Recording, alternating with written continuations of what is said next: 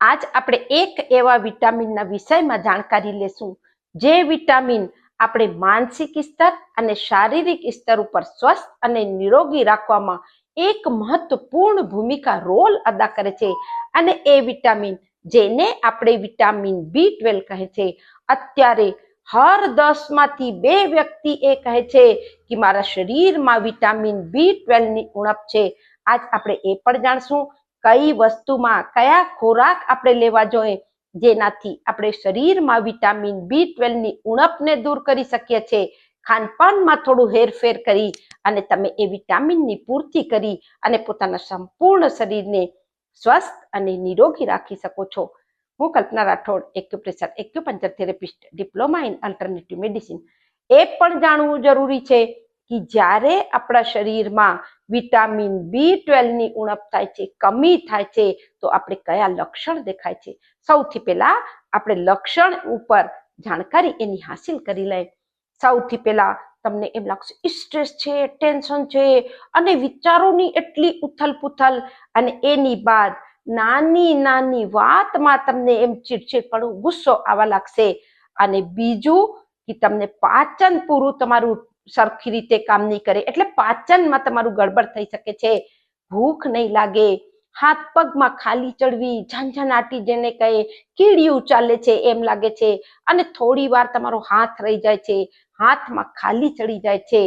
એની બાદ તમારા માથાના વાળ બહુ વધુ ખરે છે, અને એક મોટી પ્રોબ્લેમ કે તમને જીભમાં વારંવાર છાલા પડી જાય છે.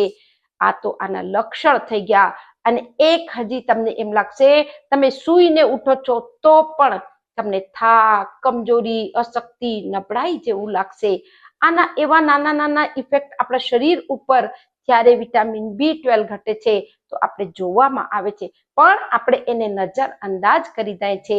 હવે ખાનપાનમાં તમને શું હેરફેર કરવું છે? સૌથી પહેલા તો તમે જે ભોજન કરો છો એને ખૂબ ચાવી ચાવીને ખાજો, કારણ કે આપણે જ્યારે ભોજન સરખી રીતે ચાવીને ખાશું તો એ જે આપણું દાંતનું કામ છે એ આંતરડાને નહીં કરવું પડે, અને એમાંથી ભોજનમાંથી તમારા જે આંતરડા છે એ વધુ વિટામિનને અવશોષિત કરશે.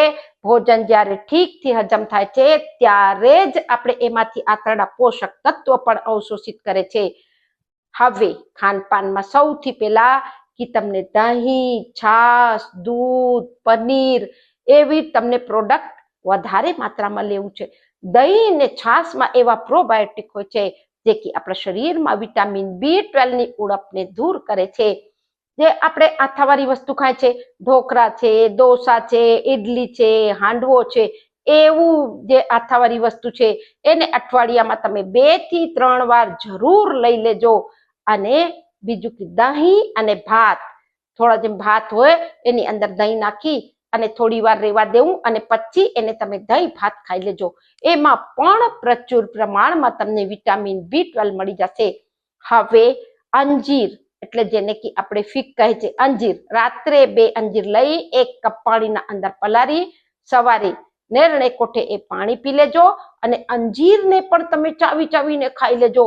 यदि નિયમિત અંજીર પલાળેલા ખાશો તો તમને વિટામિન B12 ની ઉણપ નહીં થાય, સાથે થાક, કમજોરી, અશક્તિ, નબળાઈ દૂર થશે, પેટના બધા રોગ દૂર થઈ જશે, કબજિયાત પણ મટી જશે.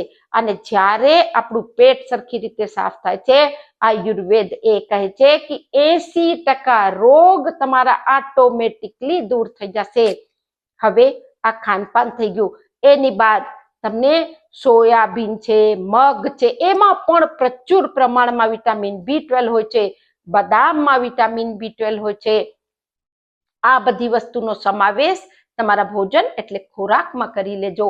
હવે એક એવી વસ્તુ જે અત્યારે જેની સીઝન છે, જેને આપણે કેરી કહે છે, કેરી પાકલ હોય યા કાચી હોય, એના અંદર જે ધોરી ગોટલી નીકળે છે, તમે એને બારીક કરી એટલે ગોટલીને કાઢી લેજો કેરીમાંથી, અને એની બાદ એને નાના નાના કટકા કરીને એનો તમે મુખવાસ બનાવી શકો છો, યા એને સુખાવી એનો પાવડર કરી સવારે નેરણે કોઠે 1 ચમચી કેરીનો જે અંદરની ગોટલીનો પાવડર છે એને નેરણે કોઠે પણ તમને સતત લેવું પડશે, ત્યારે જ તમને સારા પરિણામ જોવામાં આવશે. એની બાદ જે સરગવાની સિંગ છે, એને જે પાન છે, જે સરગવાના પાન આપણે કહે છે, યા તમે સિંગનો જે સરગવાની સિંગ ડ્રમ સ્ટિક જેને કહે છે, એનું તમે સૂપ બનાવીને પી શકો છો. સરગવાના જે પાનનો પાવડર છે તમે સલાદમાં છાંટી શકો છો, થોડું છાશમાં દહીં છાશમાં ઉમેરીને પી શકો છો. એને તમે લેવું શરૂ કરી દો. એને પણ 1 ચમચી તમે યદિ દરરોજ સામેલ કરી લેશો ભોજનમાં તો તમારે B12 ક્યારેય નહીં ઘટે.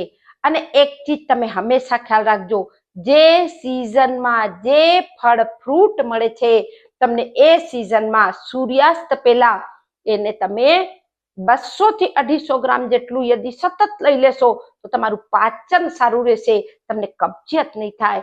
અને તમારે જ્યારે તમારે કબજિયાત દૂર થઈ જશે તો વિટામિન B12 ની ઉણપ પણ તમારી જતી રહેશે. વધુથી વધુ લોકોને શેર કરો, કારણ કે ઉપાય તો બહુ જ સરળ, નાની નાની હેરફેર ખાનપાનમાં કરી અને તમે આ વિટામિનને પૂર્તિ કરી માનસિક અને શારીરિક સ્તર ઉપર સ્વસ્થ અને નિરોગી રહેવાનો બહુ જ સરળ પણ બહુ જ કારગર આ ઉપાય છે. આયુર્વેદ પ્રમાણે ખાનપાન થોડું હેરફેર કરીને આપણે સંપૂર્ણ શરીરને સ્વસ્થ અને નિરોગી રાખી શકીએ છીએ. સ્વસ્થ રહો, મસ્ત રહો, ખુશ રહો. નમસ્કાર.